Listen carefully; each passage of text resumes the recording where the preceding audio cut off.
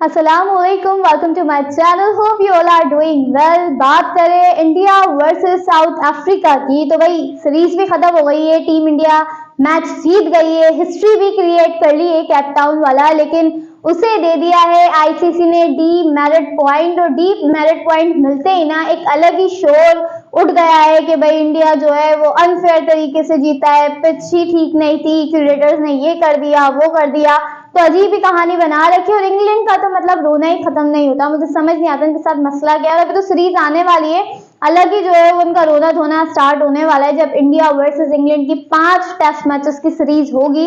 तो आईसीसी के D merit point के बाद क्या जो है वो एक तरह से देखा जाए कंट्रोवर्सी क्रिएट हो गई, उसके बारे में बात करेंगे। और ये सही किया है आईसीसी ने, और टीम इंडिया पर जो ब्लेम किया जा रहा है ये ब्लेम बनता भी है या नहीं बनता, इसके बारे में बात करेंगे। इसके अलावा मोहम्मद रिजवान जिन्हें बाबर आजम ने हमेशा साथ रखा है और हमेशा से ही सपोर्ट किया है, जो ये करंट लॉर्ड दिखेगा ना आपको, ये हमारे वाइस कप्तान इन सबको बाबर आजम ने सपोर्ट किया हुआ है इनके बुरे टाइम में। और फुल ऑन इन्हें मौका भी मिला है, इन्हें चांसेस भी मिले। क्रिटिसिज्म बाबर आजम ले लिया करते थे, लेकिन अब हो गया है कुछ बड़ा और खतरनाक फैसला। और ये फैसला ये है कि मोहम्मद रिजवान जो है वो ओपन करने वाले हैं साइम अयूब के साथ, और बाबर आजम जाने वाले वन डाउन। टीम मीटिंग में क्या बात हुई और कैसी खबरें सामने आ रही है, टीम मीटिंग जो हुई है उसके बाद जो न्यूज आ रही है सामने, बाबर आजम ने क्या कहा इस फैसले पर, मोहम्मद रिजवान ने कैसे मनाया मैनेजमेंट को पावर में आते हैं, इन सारी चीजों के बारे में बात करेंगे। अगर चैनल सब्सक्राइब नहीं किया तो सब्सक्राइब कर दें, वीडियो पर लाइक कर दें और बेल आइकन पे लास्ट में क्लिक कीजिएगा। तो भाई इंडिया वर्सेस साउथ अफ्रीका खत्म हो गई है, आईसीसी ने डी मेरिट पॉइंट दे दिया, तो अलग ही शोर मच गया। ये नहीं कि आप डी मेरिट पॉइंट पर साउथ अफ्रीका से सवाल करें कि क्यों बनाई थी ऐसे पिच, ये नहीं करेंगे, बल्कि उल्टा ये बोलेंगे कि टीम इंडिया एक ऐसी पिच पे जीत गई जिसे डी मेरिट पॉइंट मिला हुआ है। टीम इंडिया के आगे आप कोई भी पिच दे देते, टीम इंडिया ने एंड दी एंड जीत जाना था, क्योंकि उन्होंने परफॉर्मेंस ही ऐसी दिखाई थी। उनकी परफॉर्मेंस थी ऐसी कि उन्होंने गेम को ही पूरा उठाकर वन साइडेड कर दिया था। जब गेम ही वन साइडेड हो गया तो आप कैसे टीम इंडिया की जीत पर सवाल उठा रहे हैं? सवाल उठाना है तो पिच पर उठाइए, जीत पर नहीं उठाइए, बिकॉज टीम इंडिया तो अपने कंट्री में तो नहीं खेली ना। टीम इंडिया ने खुद ने जो है वो जाकर बोला नहीं कि भाई ऐसी पिच बना कर दो, ये तो सब कुछ साउथ अफ्रीका के हाथ में था। और वो कहते हैं ना कि अपने जाल में फंसना, वो हुआ है साउथ अफ्रीका के साथ। और जब ये अपने जाल में फंसे तो आगे से इंग्लैंड भी साथ मिल गया और दूसरा मीडिया भी साथ मिल गया, सबके सब शुरू हो गए भाई टीम इंडिया जो है वो अनफेयर तरीके से एक गलत पिच पर जीत गया, ये जीत कोई जीत नहीं हुई। मतलब आर यू सीरियस? किस किस्म की बातें करते हैं, मुझे समझ नहीं आता। डी मेरिट पॉइंट मिला है तो ये साउथ अफ्रीका से पूछना चाहिए कि ऐसी पिच क्यों बनाई, क्योंकि टीम इंडिया तो इंडिया जीत गई। वही बात हो गई ना कि अपने जाल में साउथ अफ्रीका खुद ही फंस गया। ये अपना जो पूरा खड्डा खोदा था, पूरी प्लानिंग की थी कि इस खड्डे में जो है वो टीम इंडिया को गिराएंगे, उसमें साउथ अफ्रीका खुद गिर गई। अब जब वो खुद गिर गई है तो सवाल पिच पर सिर्फ और सिर्फ साउथ अफ्रीका से पूछना है आपको। आप इंडिया की जीत पर सवाल नहीं उठा सकते, क्योंकि टीम इंडिया ने तो बहुत ही ब्रिलियंस दिखाई है।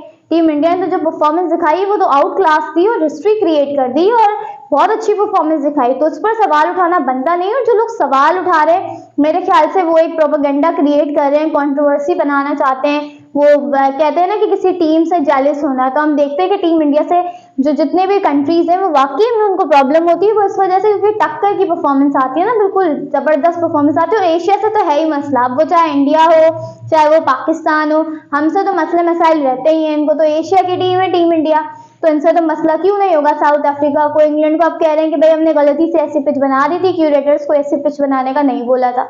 आपके अपने मसले हैं भाई, कैसे पिच बनी, क्या हुआ, आईसीसी ने डीमेरिट पॉइंट भी दे दिया, दोनों मैचेस पे देना चाहिए था, दोनों पिचेस पे देना चाहिए था, चले एक पर दे दिया, ये तो आपका मसला है, आप हैंडल कीजिए इसको। लेकिन किसी और टीम की जीत पर सवाल उठाने का कोई तो बनता नहीं है, और जो उठा रहे हैं वो बहुत ही मेरे ख्याल से फजूल काम कर रहे हैं, सिर्फ एक प्रोपेगेंडा, एक कंट्रोवर्सी क्रिएट करने के लिए, और इससे ज्यादा कुछ नहीं।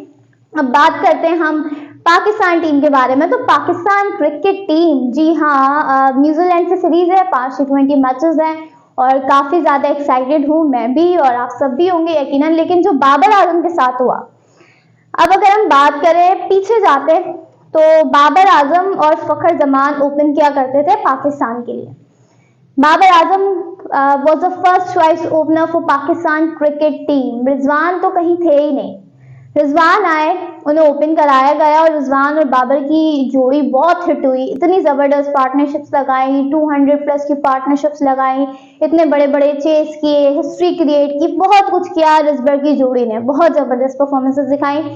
लेकिन जब अगर आप बात करें स्ट्राइक रेट की और आप कहते हैं कि भाई स्ट्राइक रेट की वजह से इन दोनों में से किसी एक को माइनस होना पड़ेगा फ्रॉम द ओपनिंग पोजीशन, तो आप जो है वो सोच रहे हैं कि अब मेरे माइंड में अगर कोई मुझसे सवाल करता है तो मैं बोलूंगी बाबर आजम। बाबर आजम शुड ओपन, क्योंकि वो स्टार्टिंग से करता आ रहा है, वो कंसिस्टेंट था, उसकी परफॉर्मेंसेस बहुत जबरदस्त थी।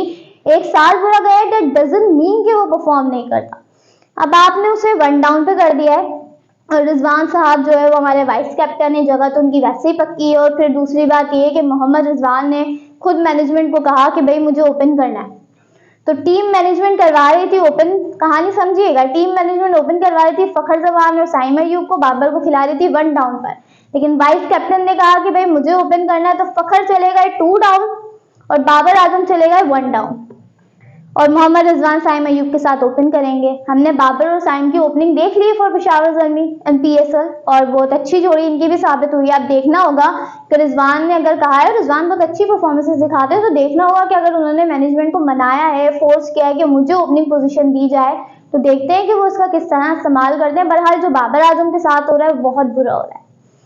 मैं क्या बोलूँ, दिल दुखता है to be very honest, because I am his fan, और हमेशा रहूंगी और हमेशा सपोर्ट करूंगी। नो डाउट परफॉर्मेंसेज आती हैं जाती हैं, प्लेयर गिरता है उठता है, सब कुछ हमने देखा है, लेकिन बाबर आजम के साथ जो कनेक्शन है वो एक अलग लेवल का है। और जो बाबर आजम के साथ हो रहा है इस वक्त, किस्मत साथ ही नहीं दे रही।